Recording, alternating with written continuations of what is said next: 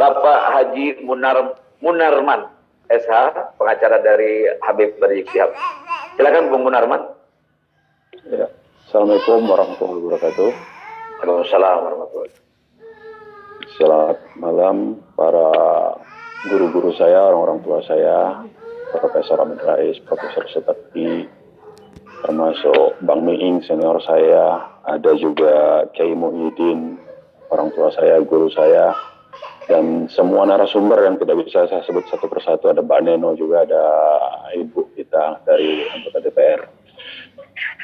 Alhamdulillah, wa syukurillah, wa la ilaha illallah wahdahu la syarikalah, wa asyhadu anna Muhammadan abduhu wa rasuluhu la nabiyya ba'da. Allahumma shalli wa sallim wa barik ala sayyidina wa maulana Muhammad wa ala alihi wa sahbihi ajmain.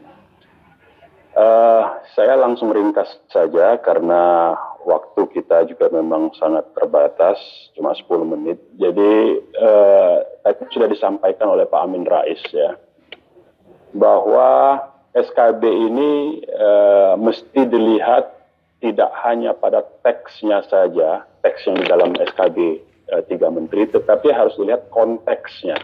Nah, konteks itu menyangkut variabel motivasi, latar belakang, dan tujuan dari dikeluarkannya SKB tersebut. Secara hukum begitu. Nah, itu termaktub di mana? Itu bisa kita baca sebetulnya dari konsideran. Dari konsideran pertimbangannya itu terlihat jelas. Jadi di situ ada aspek-aspek yang sifatnya itu ideologis ya, ada yang sifatnya itu atau filosofis disebutnya begitu dalam ilmu hukum itu. Ada yang yuridis ya, dan kemudian ada yang sosiologisnya. Nah, kita lihat dari 2 aspek sebetulnya ya, aspek filosofis dan aspek sosiologisnya. Saya kira begini, pertama secara sosiologis dulu deh, sebelum kita urai dari filosofisnya. Secara sosiologis itu kita perhatikan ya, sebetulnya sudah banyak sekali siswi-siswi di Indonesia yang kebetulan tinggal di daerah-daerah, di provinsi-provinsi, di kabupaten-kabupaten yang Islam itu minoritas, yang peraturan sekolahnya itu tidak membolehkan ya penggunaan kerudung dan jilbab. Jadi ini ada 2 hal ya dalam soal pakaian muslimah ini, ada kerudung dan jilbab. Itu sebetulnya sudah berulang-ulang ya, banyak laporan, bahkan MUI pusat pun sebetulnya sudah menerima laporan ini dari beberapa tahun yang lalu. Tetapi pemerintah cuek saja menerima laporan adanya siswi-siswi muslimah kita yang dilarang menggunakan kerudung saat sekolah. Itu faktual sebetulnya. Begitu juga sebetulnya tadi sudah disampaikan Pak Amin Rais juga ya.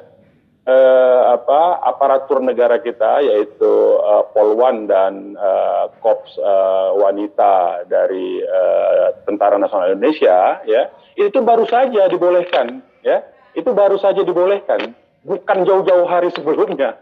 Jadi memang ada kebijakan yang memang menghalangi ya, kita harus akui itu ada kebijakan yang menghalangi, itu dulu pertama. Ada kebijakan yang menghalangi muslimah kita untuk mengekspresikan keyakinan beragamanya dalam soal pakaian. Nah, itu tetapi selama ini tidak dianggap sesuatu atau sebagai sesuatu yang heboh ya. Bertahun-tahun itu, puluhan tahun, bahkan baru 2-3 tahun belakangan itu dibolehkan. Dan kejadian terhadap siswi kita itu sudah terjadi bertahun-tahun sebelumnya. Tapi tidak ada kehebohan, tidak ada penggorengan seolah-olah negara ini sudah berlaku intoleran, sudah radikal, sudah ekstremis terhadap warga negaranya yang muslimah. Nggak ada dulu itu, yang demikian itu. Tetapi ketika ada satu peristiwa, ya ada satu peristiwa yang itu kebetulan di daerah yang selama ini sudah dibangun persepsinya, ya, sudah dibangun persepsinya bahwa ini provinsi adalah provinsi radikal. Kita kan mengetahui itu semua. Ada perdebatan sebelum ini bahwa kenapa kalah terus calon kami dari partai tertentu? Karena provinsi radikal, tidak Pancasilais. Itu kan dibangun terus-menerus. Sehingga ketika ada soal kecil sebetulnya yang soal lokal tadi disebut oleh Pak Amin, menjadi masalah nasional sehingga tokoh-tokoh nasional yang liberal-liberal, yang sekuler-sekuler itu mengkritik, membicarakan ini seolah-olah ini persoalan pokok, soal seragam sekolah ini. Padahal ini soal lokal saja. Ini cukup diselesaikan oleh kepala sekolah, bahkan tidak perlu oleh Diknasnya. Ini kepala sekolah saja sebetulnya soal ini. Ya. Nah, ini yang menurut saya yang perlu kita lihat secara sosiologis, motivasinya apa sehingga ada respon yang demikian heboh, baik dari media-media nasional maupun dari pejabat tinggi negara setingkat menteri. Makanya dikeluarkan SKB 3 menteri. Nah, itu kemudian kita mau tahu apa sih sebetulnya.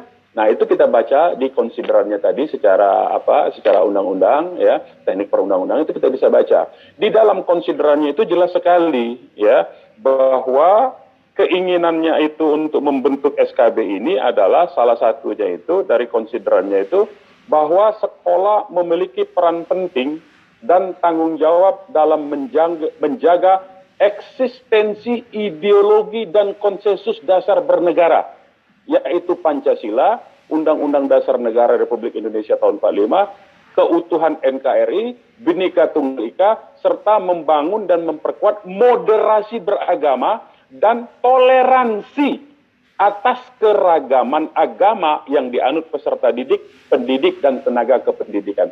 Jadi sebetulnya kalau kita lihat dari aspek itu, kalimat konsiderannya itu, ini jelas sekali. Pertama-tama asumsi dari pembuat undang-undang, pembuat SKB, ya, yang mendraft ini, itu berasumsi tadi kan dengan fakta sosiologis bahwa sebelumnya muslimah dilarang tapi tidak bereaksi, tetapi ketika ada satu kasus di Sumatera Barat yang non muslim menggunakan sekolahnya menggunakan kerudung dengan sukarela, itu pun sebetulnya dalam berbagai video uploadan video, ya, itu anak yang katanya dipaksa-paksa itu menyatakan ya dengan sukarela, dan ada alumni-alumni sekolah itu yang menyatakan sukarela. Nah, jadi saya mau katakan bahwa, ya, secara filosofis tadi itu ada asumsi yang mendasari seolah-olah keberadaan aturan yang sebetulnya tidak bertentangan dengan Pancasila. Jadi ini tadi kan disebutkan bahwa fungsi sekolah itu salah satunya menjaga eksistensi ideologi Pancasila. Apakah peraturan, pertanyaannya itu kemudian perlu kita pertanyakan, apakah peraturan yang mewajibkan bagi muslimah, ya, bagi muslimah ini menggunakan kerudung dan pakaian muslimah lainnya yang menutup aurat, itu dianggap bertentangan dengan Pancasila? Itu dulu sebetulnya. Apakah itu menentang keberagaman? Apakah itu menentang Undang-Undang Dasar 45? Apakah itu menentang akan menjadikan Indonesia ini berantakan keutuhan NKRI? Jawabannya itu kan? Jawabannya kan tidak. Kalau itu pakaian aturan tentang itu dianggap bertentangan dengan Pancasila, akan menghancurkan keutuhan NKRI, bertentangan dengan Undang-Undang Dasar 45, merusak kebinekaan, maka patutlah itu peraturan itu dihapuskan, ya, diambil alih oleh institusi negara. Tetapi ini kan tidak ada yang bertentangan dari pengaturan tentang penggunaan kerudung dan jilbab, ya, bagi muslimah, itu tidak ada yang bertentangannya, baik itu dengan Pancasila yang ketuhanan yang Maha Esa, baik itu dengan Undang-Undang Dasar 45, dasar negara kita adalah ketuhanan yang Maha Esa, dan hak asasi manusia adalah pasal 28-nya, kebebasan berkeyakinan, mengekspresikan agamanya, menjalankan agamanya, tidak ada yang bertentangan. Tidak juga merusak bahwa dengan adanya orang non muslim misalnya yang secara sukarela, menurut video itu secara sukarela menggunakan kerudung akan menghancurkan keutuhan NKRI, tidak juga. Kemudian apakah itu menghancurkan keberagaman? Tidak juga. Nah, ini jadi menurut saya motifnya adalah dalam rangka memang kampanye untuk Islamfobia tadi. Nah, kalau dia Islamfobia, ini sebetulnya bukan penyakit bukan penyakit fisik, ini penyakit mental sebetulnya, ya, dari para pelaku pembuat membuat aturan ini yang memang mengindap. Nah, kalau sudah penyakit mental itu susah, Pak. Jadi kalau orang keterbelakangan mental itu ya mestinya dia masuk ke rumah sakit jiwa, bukan membuat aturan mestinya, kan begitu harusnya itu. Jadi akan rusak kalau orang-orang yang memiliki kejiwaannya itu terganggu, menganggap Islam, kita harus sebut begitu ya, menganggap Islam di Indonesia ini intoleran, mengancam NKRI, mengancam Pancasila, akan menghancurkan keutuhan NKRI dan merusak kebinekaan. Ini asumsi ini yang mesti dibuang. Asumsi ini yang mesti dibuang dulu. Barulah kita bisa melakukan rekalibrasi, ya. Ini kita tidak bisa melakukan kalibrasi ulang, artinya penataan ulang terhadap aspek-aspek keadilan di bidang hukum, sosial, ekonomi, pendidikan, kalau asumsi-asumsi dasar dari para penyelenggara negara, dari para penguasa negara, mengasumsikan di kepalanya, baik sadar maupun alam bawah sadarnya, mengasumsikan bahwa Islam ini adalah troublemaker di Indonesia. Ini problem menurut saya. Sepanjang masih ada penyakit-penyakit di dalam kepalanya, Islam adalah troublemaker, maka itu akan membuat seluruh aspek-aspek turunannya di berbagai bidang, ekonomi, pendidikan, sosial, hukum, dan segala macam, akan juga menjadi tidak adil. Nah, saya kira itu poin utama yang mau saya ajak diskusikan kepada kita semua, agar kita semua memiliki kesadaran bahwa Islamlah sebetulnya yang dituju, bahwa Islam itu adalah sumber masalah di berbagai persoalan kehidupan kita. Ini yang mesti kita luruskan bersama. Saya kira demikian dari saya, karena waktunya sudah 10 menit lebih 30 detik. Bila topik oleh saya. Wassalamualaikum warahmatullahi wabarakatuh.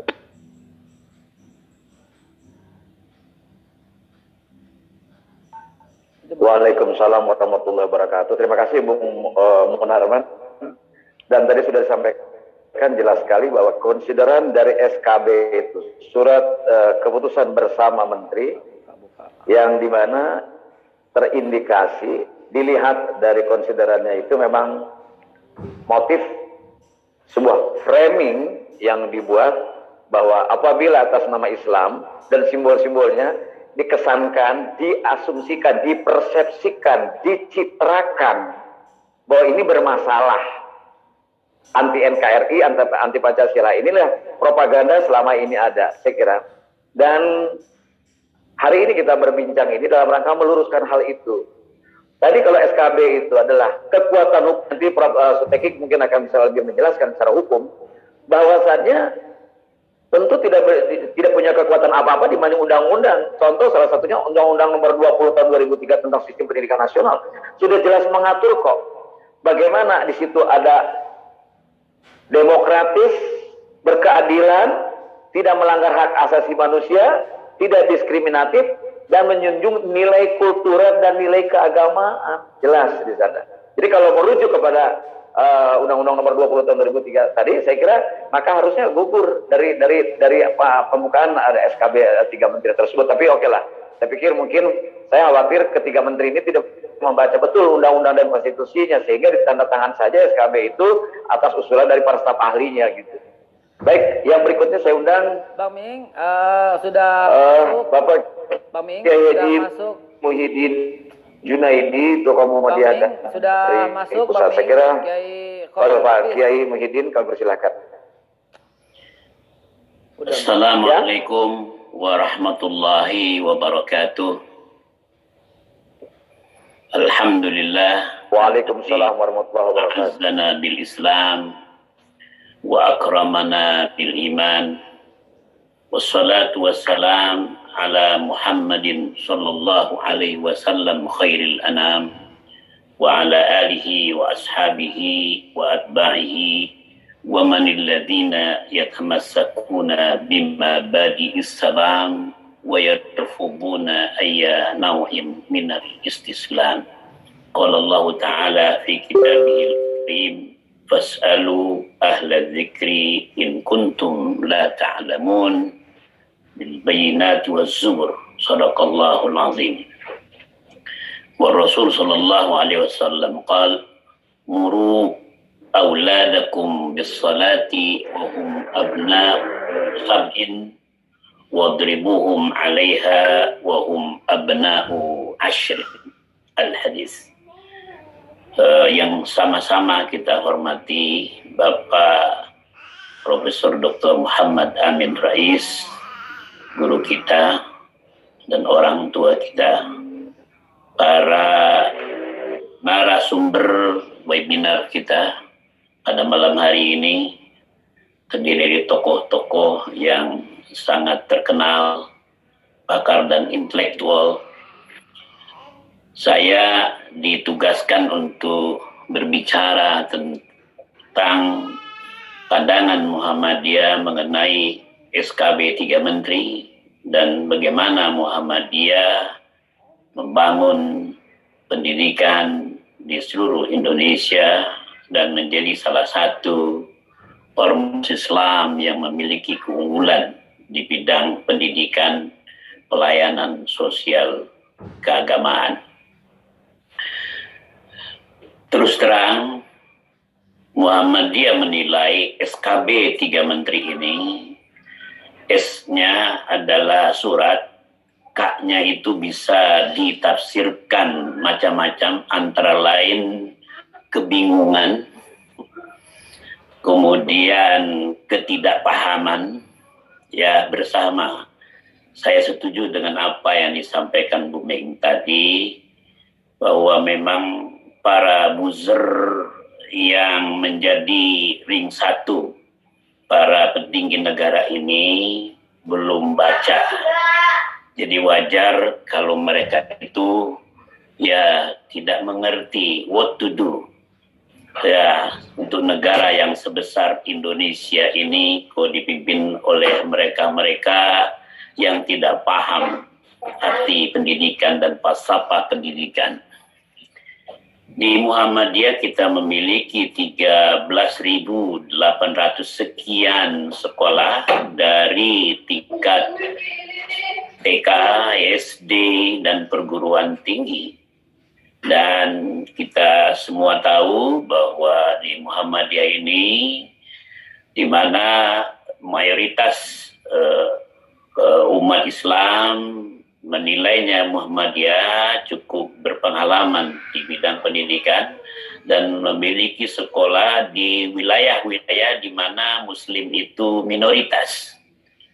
Di Indonesia bagian timur, di Papua, di NTT, Papua Barat, di Bali, itu kita memiliki sekolah-sekolah, bahkan perguruan tinggi di sana.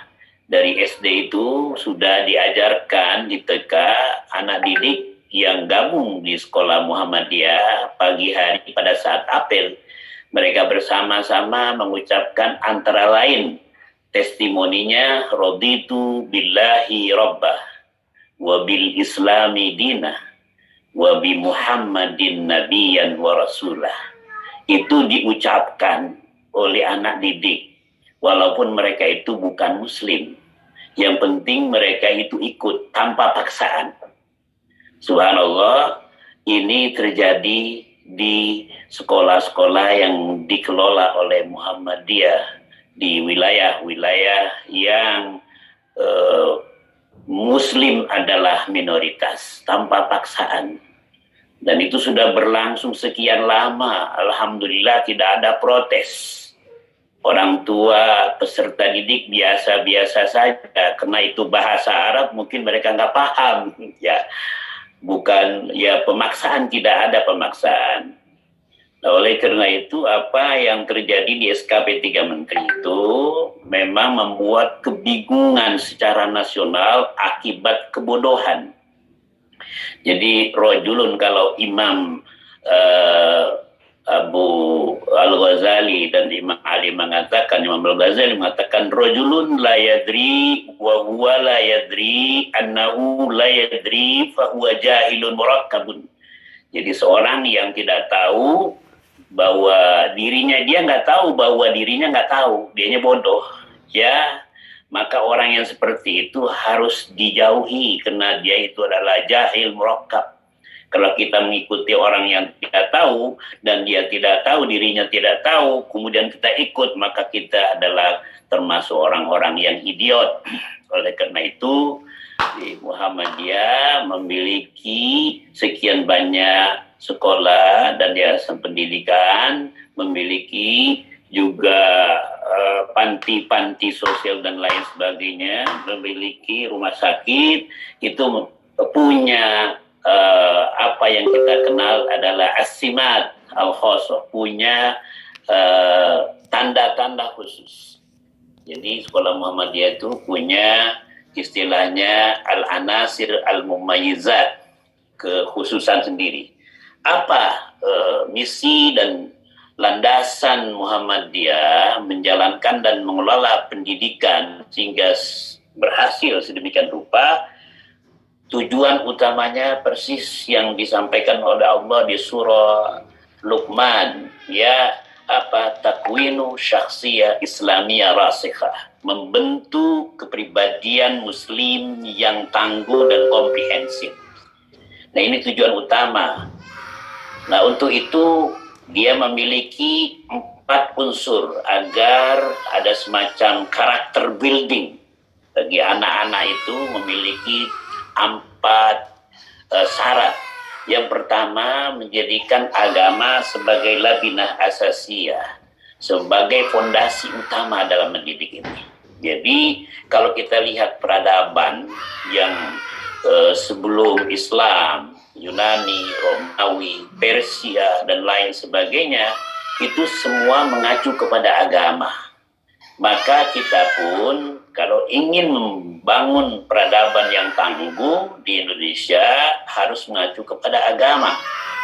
Kalau kita meninggalkan dan menanggalkan faktor agama, maka yang akan terjadi maju di satu sisi, tapi di sisi lain kita akan mengalami the spiritual hunger, kekosongan spiritual.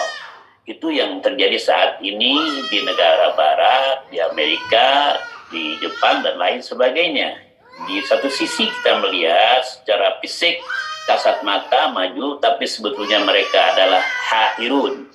Mereka itu dalam kondisi yang nggak jelas, mengalami, ya katakanlah, kekosongan jiwa. Nah, oleh karena itu di Muhammadiyah kita sudah tetapkan sedemikian rupa, dan itu dijadikan sebagai apa yang kita kenal dalil. Dalil itu sebagai fondasi utama. Nah, yang kedua adalah as-siqah bin nafsi wal i'timad.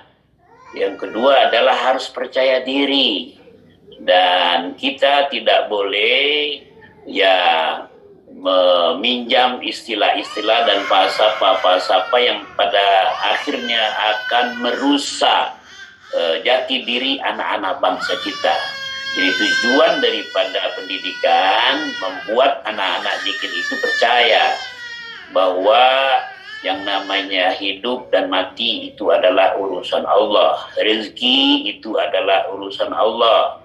Belajar itu adalah sebuah kewajiban.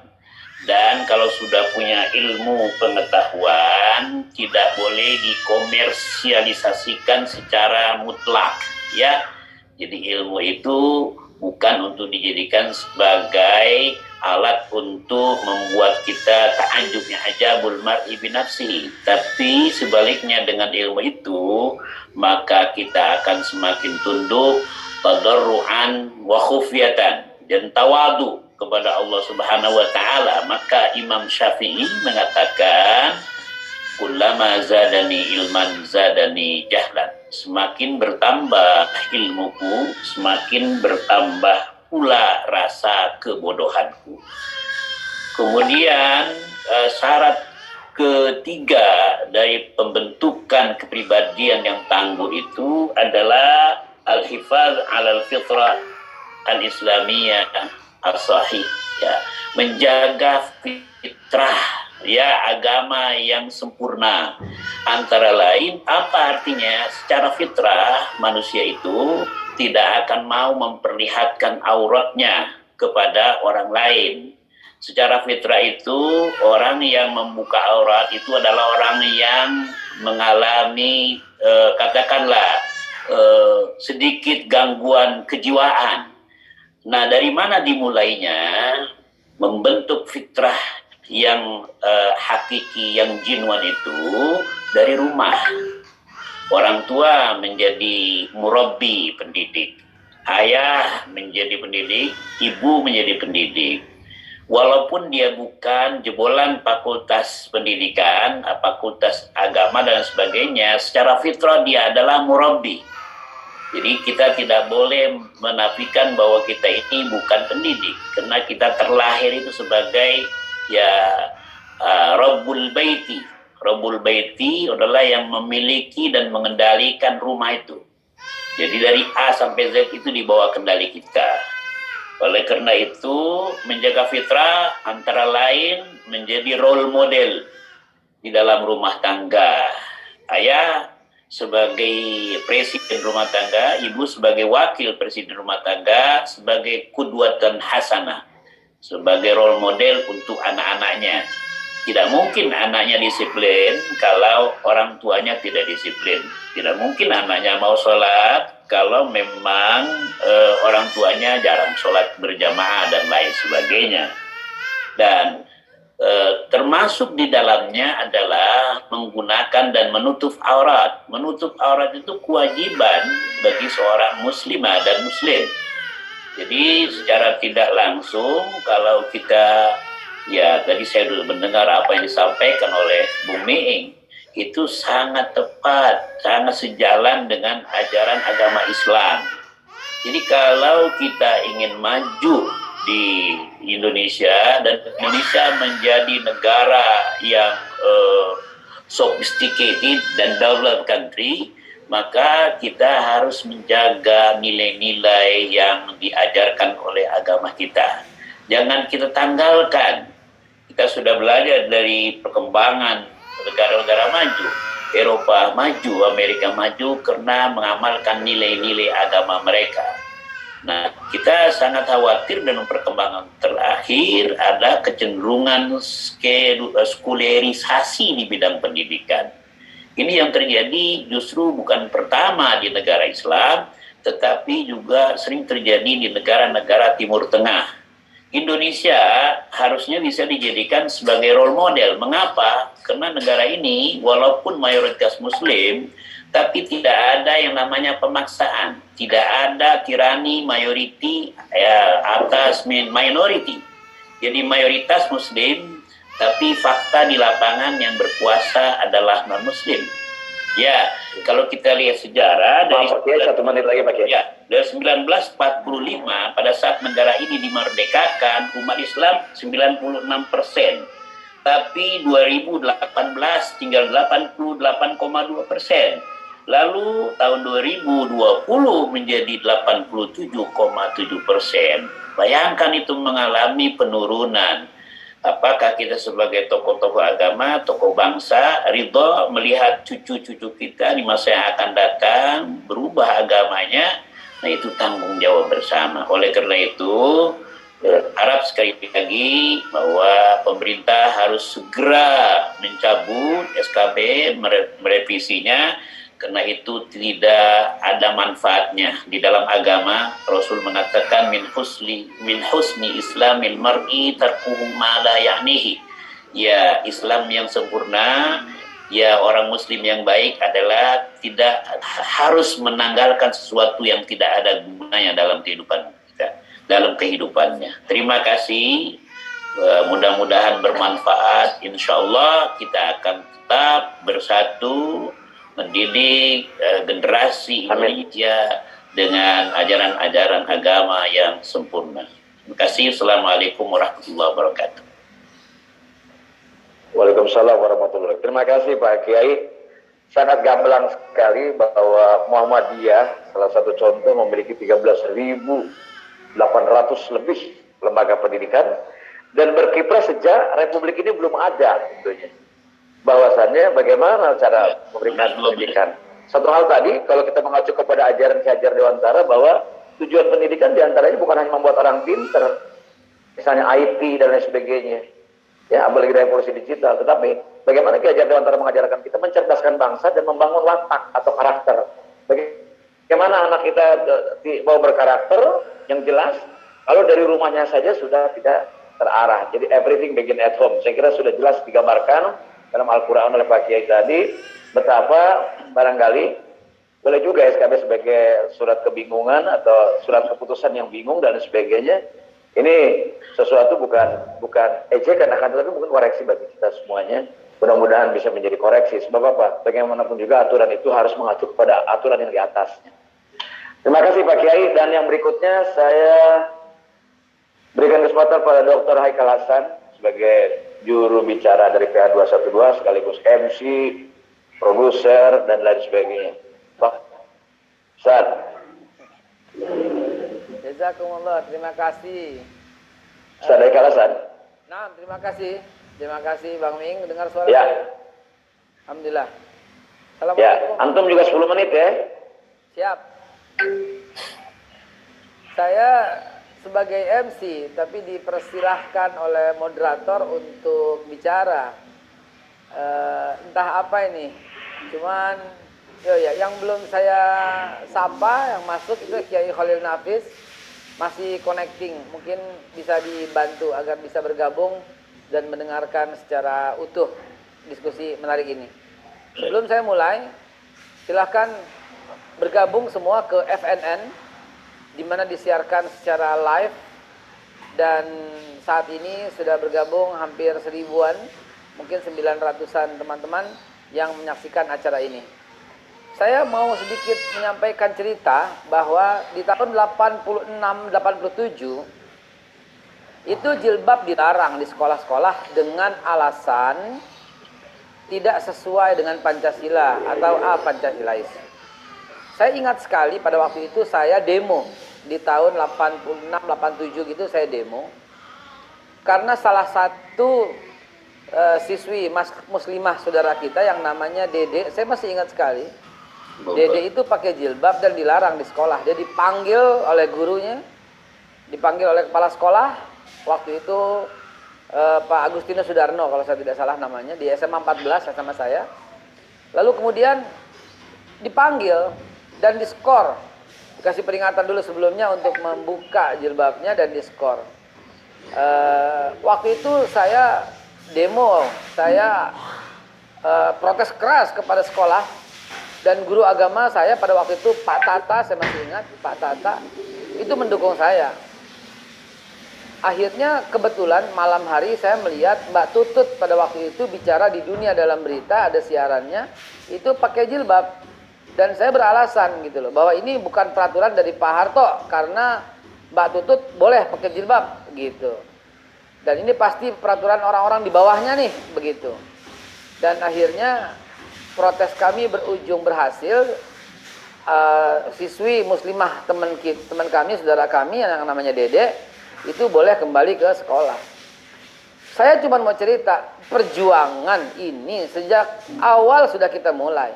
Dan Pancasila selalu ditafsirkan sesuka-sukanya penguasa. Tadi Bang Munarman udah jelas sekali menyampaikan, dan perlu kita diskusikan apa yang beliau sampaikan itu, bahwa apakah orang yang pakai jilbab itu Pancasilais? Kok balik lagi diskusinya, diskusi tahun 45 dibawa kemari lagi gitu loh.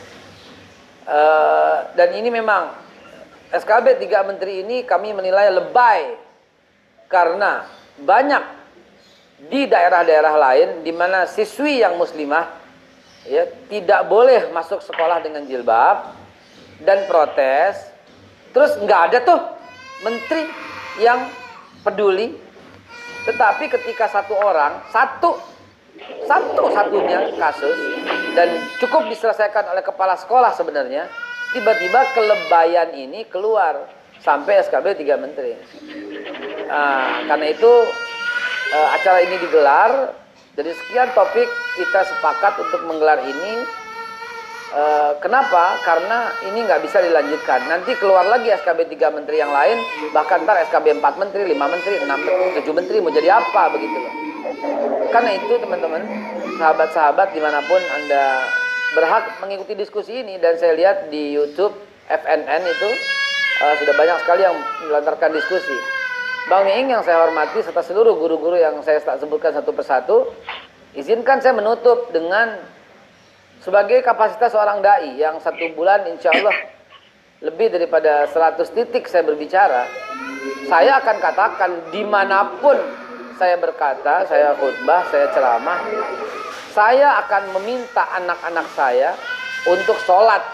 Kalau enggak, saya pukul. Dan saya akan minta anak-anak perempuan saya untuk keluar rumah pakai jilbab.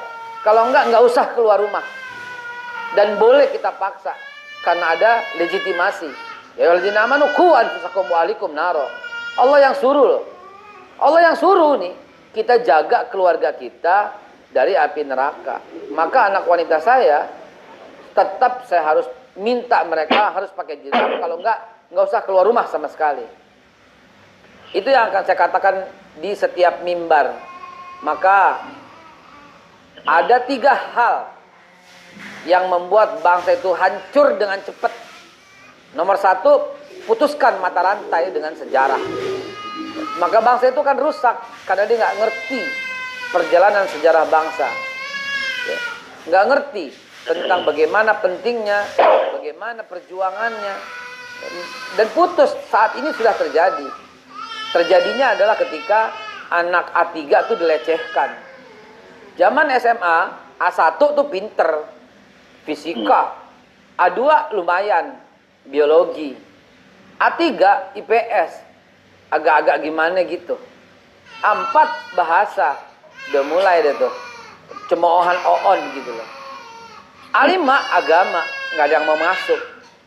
Nah ini adalah awal mula membuat orang tidak tertarik dengan ilmu-ilmu sosial. Nggak boleh begini. Pemisahan inilah awal mula ada kasta dalam sekolah. Nggak bisa begitu dia. Ini nggak bisa dilanjutkan. Betapa pentingnya sejarah bangsa. Betapa pentingnya akar budaya. Belum tentu anak fisika lebih pintar daripada anak yang ahli sejarah. Belum tentu gitu loh. Maka ini nggak bisa didiamkan seperti ini. Kedua, beri dia kebebasan. Cepat hancurnya. Cepat sekali hancurnya kalau begitu. Beri dia kebebasan. Kebebasan untuk berekspresi tanpa dikendalikan oleh aturan moral. Kebebasan, liberalisme, sekularisme, kasih dia kebebasan. Maka cepat sekali bangsa itu akan musnah gitu loh. Dan yang ketiga, yang paling cepat menghancurkan satu bangsa itu adalah yang ini nih, yang sedang kita bicarakan, di mana otoritarianisme atau autokrasi atau yang kita sebut dengan kekuasaan yang tak terbatas, kalau istilah zaman dulu, kalau sekarang tidak terbatas, ini membuat kebebasan berekspresi hilang. Seolah-olah semua harus seragam, seolah-olah semua harus sama. Kalau begitu, apa makna daripada la ikraha fid din? Itu maknanya untuk masuk sebuah agama nggak boleh dipaksa. Tapi ketika sudah komit dengan satu agama, maka harus ada aturan-aturan dong. Jangan menggunakan dalil la ikraha fid din untuk nggak boleh mengatur sholat, zakat, nggak bisa. Sekolah boleh menghukum anak didiknya yang tidak sholat Jumat. Nanti akhirnya merembet nih, jilbab nggak usah dipaksa, sholat Jumat nggak usah dipaksa, apa nggak usah dipaksa. Loh, namanya pendidikan gitu loh. Ya, seragam sekolah diatur, ya jilbab juga diatur, ya sekolah, ya sholat juga mesti diatur dan sebagainya dan sebagainya. Jadi kelebayan daripada SKB 3 Menteri ini harus kita usulkan di DPR untuk segera diperbincangkan kembali, diatur untuk dicabut. Begitulah yang kami harapkan. Ini kami kembalikan lagi nih kepada moderator kalau begitu. Bang Ming, sampai di sini dulu, nanti kita lanjut. Silakan, terima kasih. Iya, terima kasih. Syukran Ustaz. Terima kasih Ustaz Haikal Hasan. Tadi sudah disampaikan bahwasannya pendidikan mulai dari rumah, kemudian juga akar budaya, dan satu hal yang menarik adalah yang jarang diungkap oleh orang, penyesatan dari politik pendidikan di Indonesia adalah membedakan antara misalnya tadi IPA dan IPS saja. Pada dasarnya kalau menurut ilmu kedokteran, konon kabarnya semua anak yang lahir itu anak cerdas, anak unggul, karena dari sperma yang unggul, jadi hanya potensinya beda-beda. Betul. Yang matematikanya 9 belum tentu secara budaya dia lebih cerdas. Baru bergabung. Nah, jadi ini potensi, sehingga Pak, Di situ sudah melanggar konstitusi dari keadilan, ya kan? Memberikan hak asasi. Lalu apa? Potensi yang given, yang anugerah dari Allah. Saya juga dulu sekolah teknik sipil, kok jadi pelawak gitu. Ya, jadi ini kan potensi orang beda-beda gitu. Nah ini saya kira patut dihargai. Terima kasih Ustaz. Dan sekarang kita beranjak ke pembicara berikutnya. Saya undang Saya dihidupin dong. Bapak Kiai, Bapak Dr. Mardhani Alisera. Sudah gabung? Anggota DPR RI dari Bang Komisi Ming. berapa nih? Komisi 3 kalau tidak salah ya. Komisi 2. Bang Ming. Pak Mardhani hadir? Hadir, Ya. hadir. Bang Ming. Gimana saya? Ya. Ada dua yang Ya, Ustaz. baru hadir belum kita sapa, yaitu Bang Mardhani Alisera dan Kiai Khalil Nafis. Baru saja bergabung tapi belum kita sapa. Iya. Iya. Selamat malam. Assalamualaikum Pak Kiai Khalil. Sehat-sehat Pak Kiai Khalil. Sama sahabat saya Pak Dr. Mardhani Alisera. Ya, terima kasih Kiai. Dan sekarang giliran Pak Mardhani Alisera dari anggota DPR RI ini yang akan berbicara. Saya kira sudah melihat perkembangannya, sesungguhnya harusnya ini tinggal pokoknya diselesaikan. Lalu bagaimana sikap DPR saat ini? Silakan. Pak Mardhani, silakan. Bismillahirrahmanirrahim. Assalamualaikum warahmatullahi wabarakatuh. Alhamdulillah. Waalaikumsalam. Muhammad amma ba'd. Bahagia sekali dalam satu webinar dengan para guru bangsa membahas tema yang pandangan saya agak sedih ya. Ketika negara lain sedang bicara bagaimana eksplorasi Mars gitu, bagaimana kita menghasilkan vaksin, SKB-nya hampir 3 menteri ngurusin seragam ya. Tapi sebetulnya banyak yang setara ini Bang Miing. Bang Miing harusnya kalah sekarang dengan yang di pemerintahan. Lawakan-lawakan pemerintahan jauh lebih lucu gitu ketimbang Bang Miing. Saya menyampaikan 3 hal saja. Yang pertama yang harus kita pahami, konstitusi kita, nanti Prof. Suteki lebih detail atau mungkin tadi sudah, tegas menyatakan bahwa negara berdasar atas ketuhanan yang Maha Esa. Ya. Pasal 29. Sehingga religiusitas dan akar religi harus kuat. Ya. Karena konstitusi ini, bukan undang-undang. Dasar negara dasar dari undang-undang kita adalah konstitusi kita. Bahkan didetailkan dalam pasal 31 ayat 3. Pemerintah mengusahakan dan menyelenggarakan satu sistem pendidikan nasional yang meningkatkan keimanan dan ketakwaan serta akhlak mulia dalam rangka mencerdaskan kehidupan bangsa yang diatur dengan undang-undang. Jadi justru mestinya perilaku murid yang membuat iman, takwa, akhlak itu kuat, wajib hukumnya. Karena itu sesuai dengan konstitusi sistem dasar pendidikan nasional kita. Sekarang masuk ke SKB 3 Menteri. Di SKB itu ada 6 poinnya, Bang Miing. Yang menandatangani Menteri Agama, Menteri Pendidikan, dan Menteri Dalam Negeri. Menteri Agama karena ada kaitan dengan agama, pendidikan sekolahnya negeri, swasta nggak terlibat, nggak terikat. Dalam negeri kenapa? Karena sekolah negeri yang di bawah Pemda. Jadi Pemda diminta menjadi pembina. Ya. 1. Keputusan bersama ini mengatur sekolah negeri yang diselenggarakan oleh pemerintah daerah atau Pemda. 2.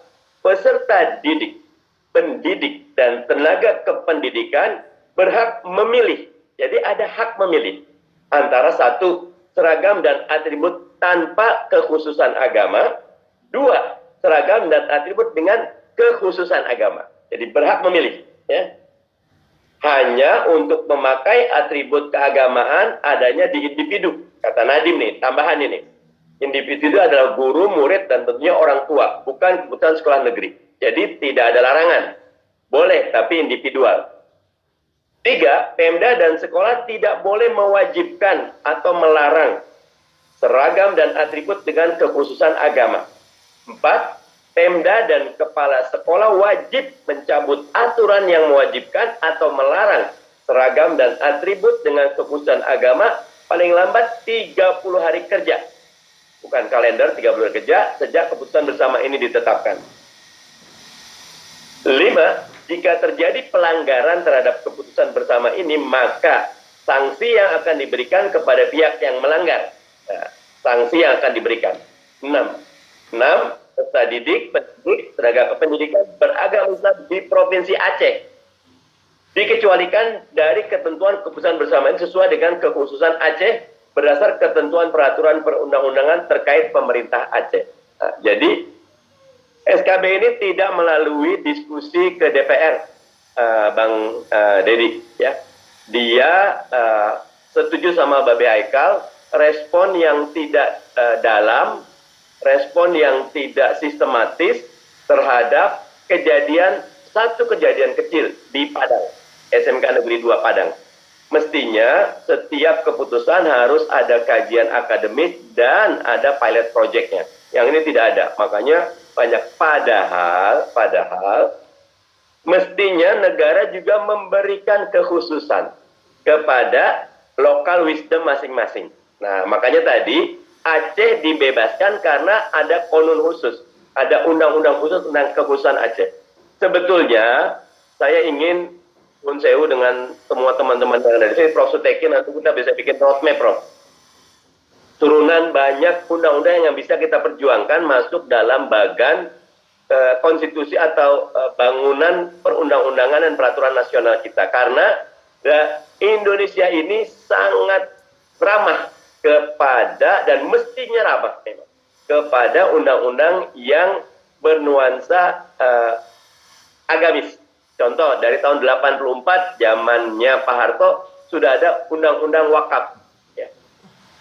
Undang-undang haji, terakhir kita undang-undang pesantren, undang-undang jaminan produk halal. Nah, makanya saya usul, Ustadz Babe Haikal dan teman-teman, kita perlu mendetailkan, Prof. Suteki, pasal 31 ayat 3. Pasal 31 ayat 3. Ya, yang tegas menyatakan tadi saya bilang bahwa pemerintah mengusahakan dan menyelenggarakan suatu sistem pendidikan nasional yang meningkatkan keimanan dan ketakwaan serta akhlak mulia. Ini turunannya harus jelas. Jadi kalau ini kuat, harus ada undang-undang yang membuat pelaksanaan keimanan, ketakwaan, akhlak mulia dalam sistem pendidikan ada satu undang-undangnya. Nah, ini yang harus kita perjuangkan. Terakhir, yang ketiga, terkait dengan dinamika di DPR, saya cukup sedih ya, karena tadi ada dua istilahnya di DPR ini.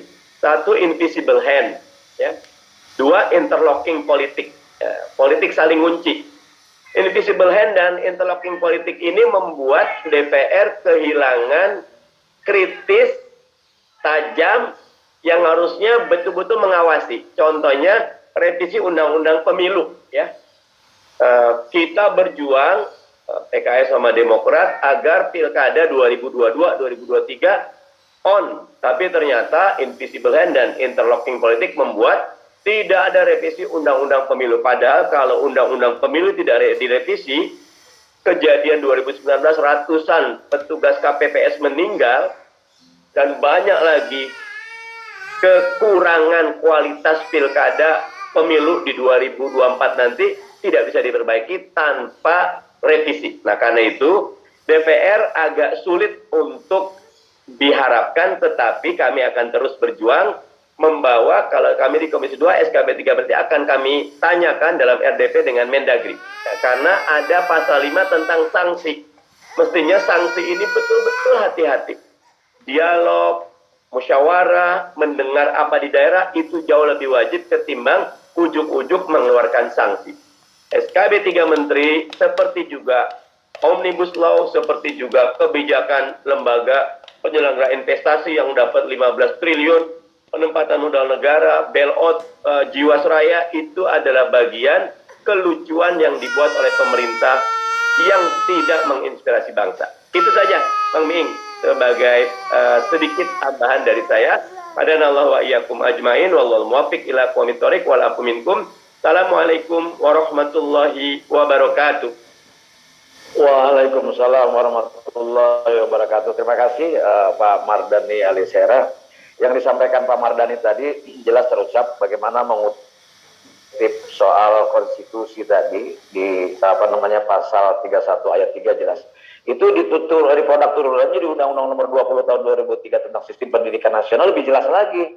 Bukan hanya Aceh sebetulnya. Kalau melihat dari Undang-Undang Nomor 20 ini, itu di bab 3 pasal 4, pendidikan diselenggarakan secara demokratis dan berkeadilan serta tidak diskriminatif, menjunjung tinggi HAM, nilai keagamaan, nilai kultural, serta bertanggung jawab. Artinya sudah lengkap sebetulnya di sini persoalan-persoalan itu.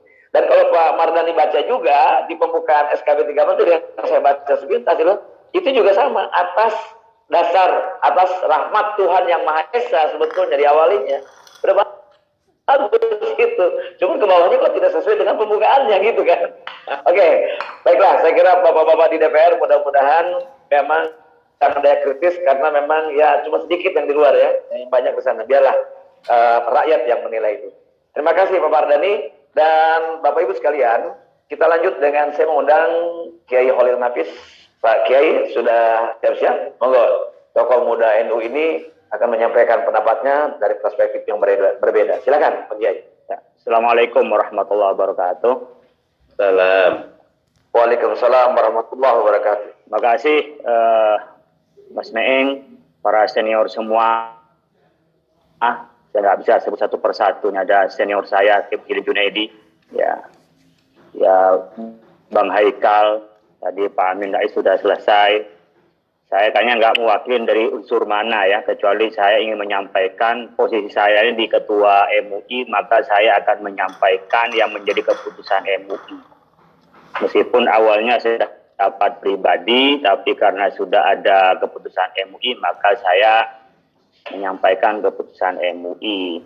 Kalau keputusan saya pribadi kan ada dua, kalau nggak direvisi dicabut, itu kalau saya awal-awal. Tapi ketika MUI sudah mengeluarkan, maka MUI itu mengapresiasi sebenarnya terhadap spiritnya kementerian yang terlibat dalam SKB ini, Menteri Pendidikan, Menteri Agama ya, dan Menteri Dalam Negeri, bahwa kita ingin menjaga persatuan dan kesatuan, lalu ingin menjaga bagaimana kita itu bebas dalam menjalankan ajaran agamanya. Cuman bagi anak peserta didik yang masih sekolah dasar, sekolah menengah itu belum waktunya untuk memilih. Mereka perlu tanda kutip ya dipaksa untuk membiasakan. Memaksa itu bukan berarti kekerasan ya. Kayak dipaksa juga DPR kalau ngantor tuh pakai sepatu tuh dipaksa. Nggak bisa Pak Mardhani Alisera itu pakai sendal jepit ngantor itu. Betul, dipertanyakan. Jadi sebenarnya jadi memaksa itu tidak selalu dengan kekerasan, kedisiplinan itu juga dipaksa.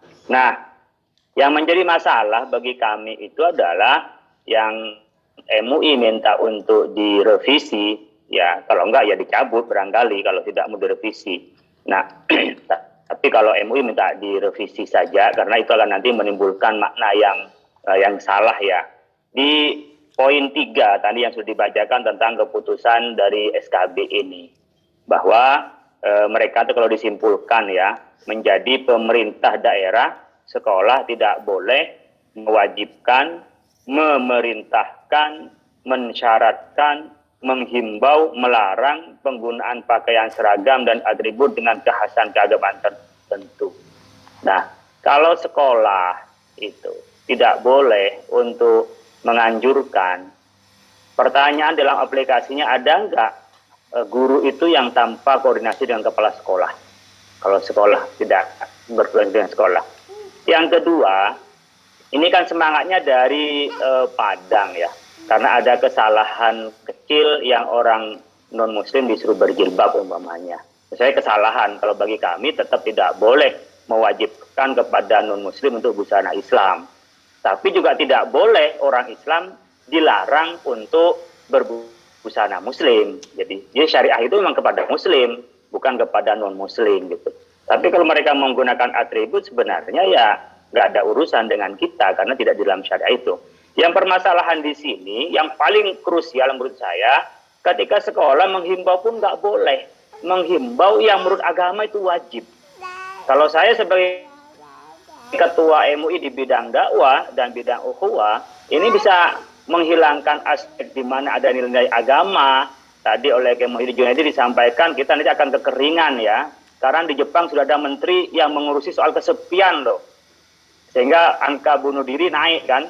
Nah, jangan sampai kita nanti membentuk menteri setelah tidak ada agama di kita menjadi menteri bidang kesepian karena kita merasa sepi di dalam beragama itu. Oleh karena itu, diktum ketiga itu bertentangan pertama, ya tentu konstitusi kita karena kita punya hak untuk mendapatkan yang pasal 29 ayat 2 ya. Sesuai dengan agamanya itu artinya kita nggak mendapatkan itu karena apa? Tidak boleh sekolah berperan. Nah kalau nggak berperan berarti guru menjadi kering di situ ya. Itu mungkin nanti multi interpretasi tentang nanti Prof Suteki lah bisa menjelaskan dalam hal ini. Tapi saya ingin mengutip yang belum dikutip di Undang-Undang Sisdiknas nomor 20 tadi di pasal 12. Setiap peserta didik pada setiap satuan pendidikan ya berhak untuk mendapatkan pendidikan agama sesuai dengan agama yang dianutnya dan diyakininya oleh pendidik yang seagama. Dan di sini ada proses di mana pendidikan itu adalah mendapat pendidikan agama. Lalu kalau menyerukan saja tidak boleh, gimana bisa mendapat pendidikan agama dengan baik? Tentu akan sulit. Apalagi kalau digabungkan dengan umpamanya, nih bertentangan. Nanti Prof Suteki saya pikir memperjelas kajian bertentangan dengan Permennya Dikbud nomor 45 tahun 2014 pasal bab 3 pasal 3 di ayat 4 ya di poin B-nya itu pakaian seragam khas sekolah diatur oleh masing-masing sekolah dengan ya memperhatikan hak setiap warga negara untuk menjadikan ini di sini setiap diyakini seagamanya masing-masing. Jadi di sini kalau dia dalam kerangka ini adalah menjadi kewenangan sekolah masing-masing. Sementara di SKB itu sekolah dan pemerintah daerah tidak berwenang. Saya pikir coba nanti bisa dikaji kembali, bisa tampak jelas perbedaannya. Terakhir saya ingin menyampaikan, barangkali ada beberapa menit lagi nih, menyampaikan sebenarnya merekonstruksi pola pikir. Pertama ya, ada orang yang pikiran bahwa semangat persatuan, semangat toleransi itu dengan cara melepas bajunya masing-masing, lepas identitasnya masing-masing. Jadi masuk ke dalam tanpa identitas. Saya pikir bukan binika itu, seragam jadinya. Jadi sekarang ini banyak orang kalau menampakkan identitasnya, dia tidak binika, dia tidak toleransi. Padahal kalau kita melihat uang yang baru, saya punya nih, uang yang baru 75.000 itu, di dalamnya ini ada dipakai semua. Pakaian disebut semua untuk menunjukkan apa? Masing-masing kita punya perbedaan yang diakui kebinekaan itu menjadi pengikat.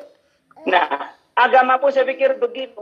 Sama dengan ketika kita bertemu antar umat beragama menggunakan pakaian masing-masing, dia berdoa sesuai dengan keyakinan masing-masing tanpa mengganggu. Itu toleransi, bukan berarti identitas kita pas. Nah, kalau itu yang dimaknai toleransi atau kebinekaan dengan cara melepas identitasnya, saya pikir itu jauh dari filosofi Pancasila kita. Yang kedua, tadi saya menyampaikan juga mempertegas yang disampaikan oleh Bapak Haikal tentang bagaimana strata pendidikan kita. Kita ini sering mendikotomi memang antara agama dengan umum. Makanya pendidikan agama di bawah Kementerian Agama, pendidikan umum di bawah Nah, orang-orang di Kementerian Agama ngurusin akhirat saja. Sementara Dikbud adalah orang-orang yang pinter yang ngurusin negara dan sian ini. Akhirnya apa? Dalam pandangan kami secara keagamaan, pendidikan menjadi dikotomis. Orang mempunyai kepribadian yang terbelah, bukan kepribadian yang utuh.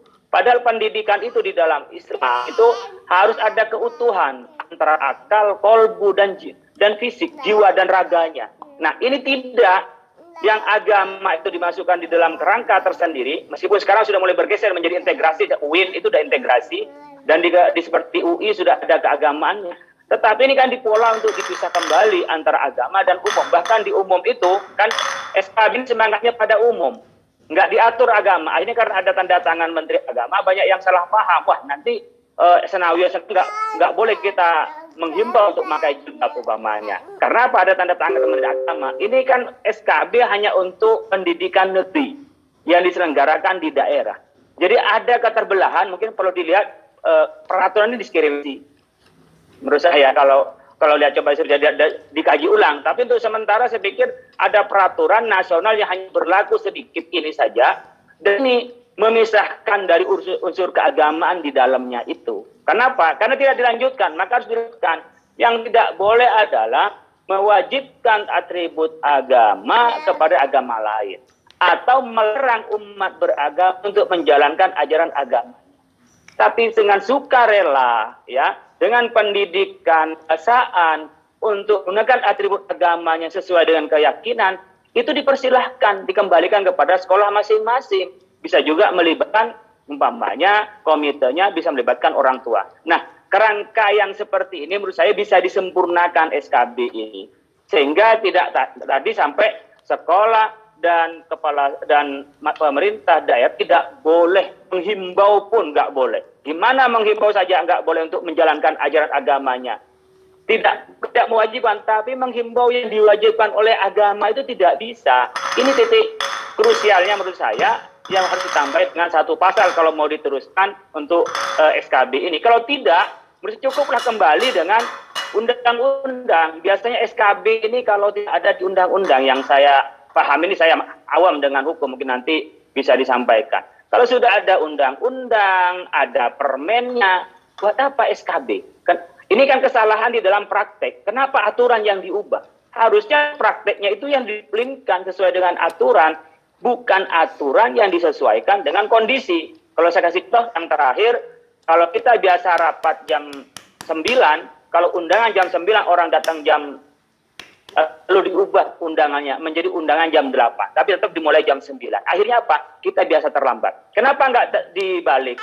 Undangan tetap jam 9, kedisiplinan kita yang diubah, bukan jam undangannya yang diubah. Kira-kira analoginya seperti itu dalam menyelesaikan masalah, apalagi kalau dihubungkan umpamanya, ini kok lagi nggak sekolah kita ngurusin seragam, mau pada sekolah di rumahnya masing-masing itu gimana ini? Kira-kira kelakarnya begitu. Mungkin tuh Bang Meing dari saya. Makasih. Allahul muwaffiq ila aqwamit thoriq. Wassalamualaikum warahmatullahi wabarakatuh. Waalaikumsalam warahmatullahi.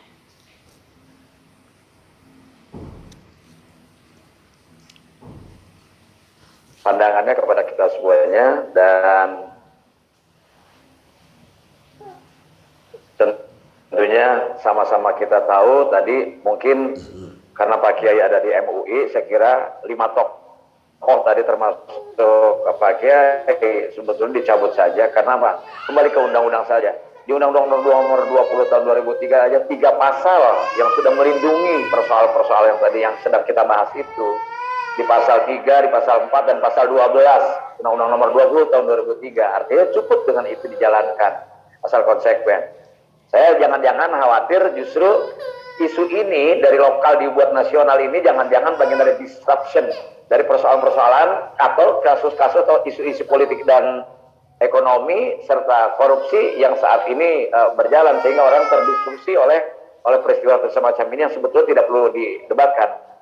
Sesungguhnya mungkin SKB 3 Menteri kalau membicarakannya Menteri Pendidikan, Menteri Dalam Negeri, untuk bupati-bupatinya, Menteri Kominfo, bagaimana caranya menyediakan kuota betul-betul merata bagi anak-anak yang sekarang tidak mampu untuk bisa daring dan sebagainya, daring akan didukung masyarakat. Baik, kita sekarang akan memberikan kesempatan kepada Profesor Dr. S.M. Kita mungkin Prof. Eki tadi berkali, bukan hanya saya, baca Pak Mardhani, mungkin dari sisi legal standingnya seperti apa sih SKB 3 Menteri. Nah, bersilakan Prof. Suteki. Baik, Assalamualaikum warahmatullahi wabarakatuh. Salam.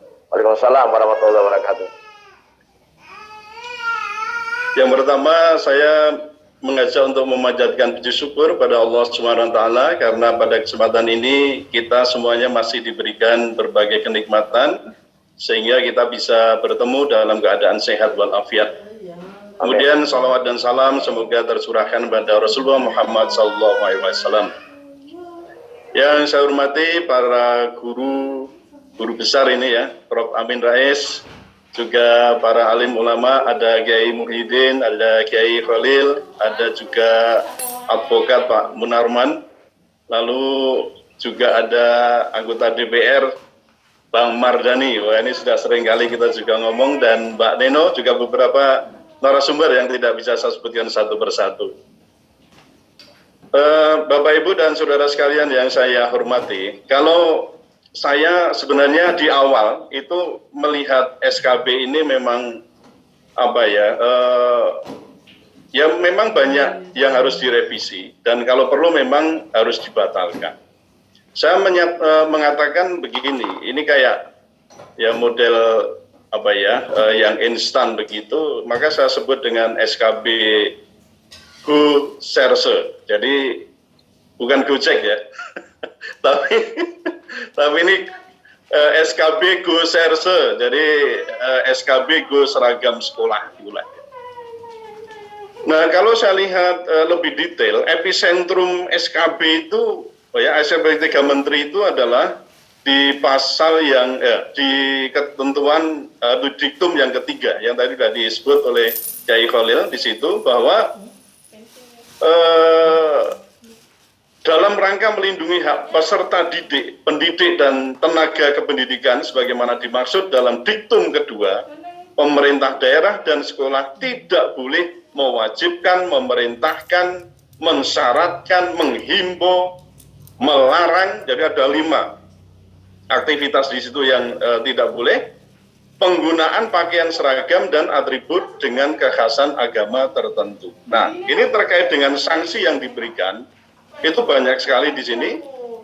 Mulai dari apa yang bisa diberikan oleh, yang sanksi yang diberikan oleh pemerintah, misalnya di situ ada pemerintah daerah memberikan sanksi disiplin bagi kepala sekolah, pendidik, dan atau tenaga kependidikan yang bersangkutan sesuai dengan ketentuan peraturan perundang-undangan. Gubernur juga bisa memberikan sanksi kepada bupati, wali kota berupa teguran tertulis dan atau sanksi lainnya sesuai dengan ketentuan peraturan perundang-undangan.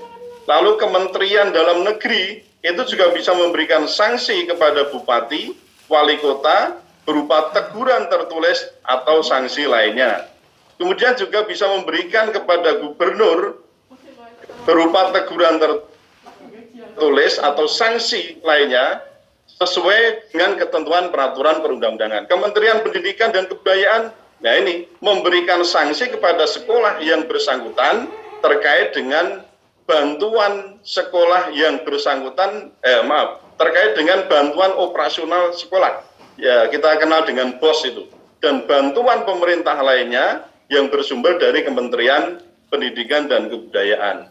Lalu Kementerian Agama, nah di sini fungsinya lebih ke pendampingan, dan juga yang kedua itu